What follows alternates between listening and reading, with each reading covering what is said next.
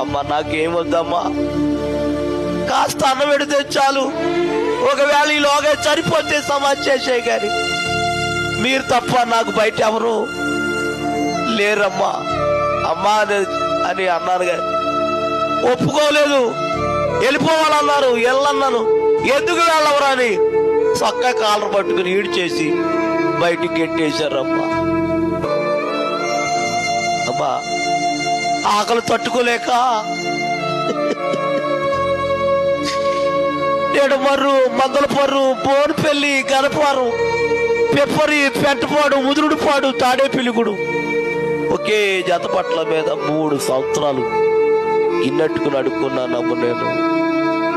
అమ్మా తాడేపిల్లిగూడెంలో బస్ స్టాండ్లో కాగితాలు వేసుకుని పడుకునేవాడు నేను.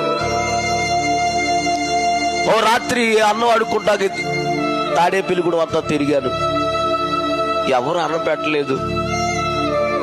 ఆకలి అయిపోతుంది. అలాగని తాలూకా ఆఫీస్ ఉంది కదా తాడేపిల్లిగూడెంలో, దాని ఎదురుగుండా కురిపి హోటల్ ఉంది. ఆ కురిపి హోటల్ కాడికి వెళ్ళి, అయ్యా కొంచెం అన్నం ఉంటే పెడతారా అన్న. ఆయన అన్నాడు, 5 రూపాయలు ఇవి పెడతానన్నారు. డబ్బులు లేవండి, నేను అడుక్కున్న వాడినండి, కొంచెం అన్నం పెట్టండి అయ్యా అన్నాను. డబ్బు ఇవ్వకపోతే పెట్టనన్నారు.